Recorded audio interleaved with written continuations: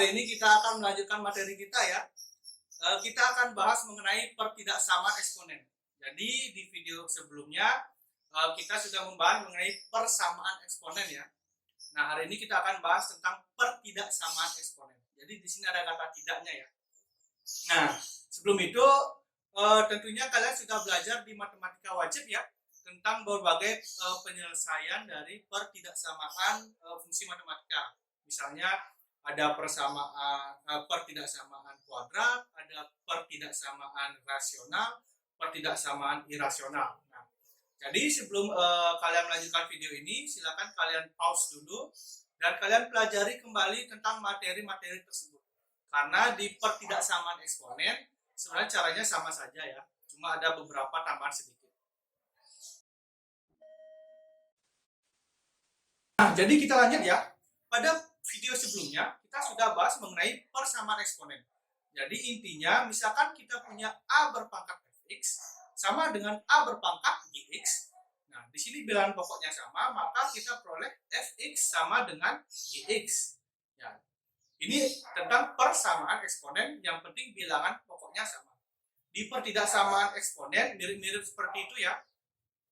Nah, jadi seperti yang pertama, untuk bentuk yang pertama, jika kita punya A lebih dari 1 atau bilangan pokoknya lebih dari 1. Perhatikan, ini penting ya.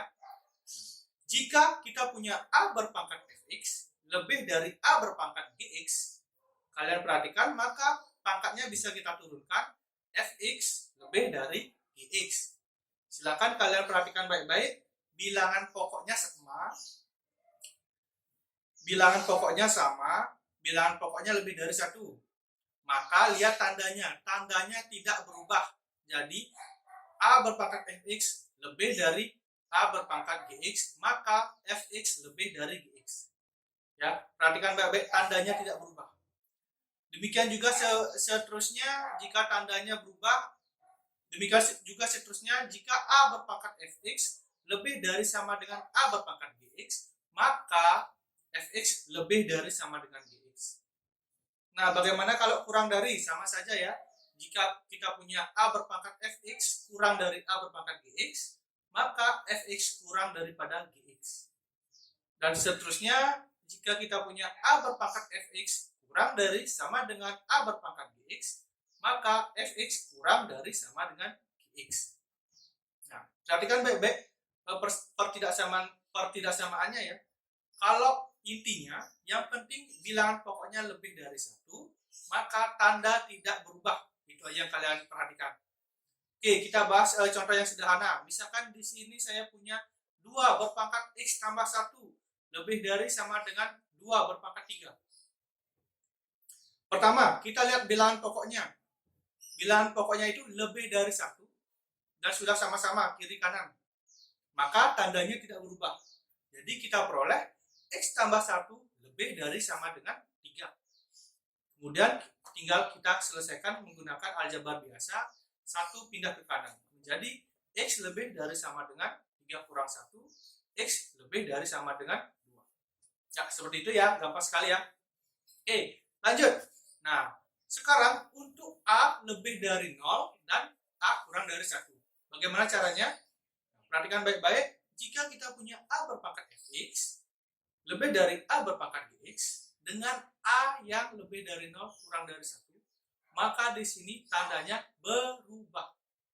Jadi kita peroleh fx kurang dari gx. Ya, tandanya berubah dari lebih dari menjadi kurang dari. Ini berlaku kalau hanya lebih dari 0 kurang dari 1. Demikian seterusnya, jika A pangkat fx lebih dari sama dengan A berpangkat gx, maka fx kurang dari sama dengan gx. Dan seterusnya bisa kalian lihat di sebelah saya.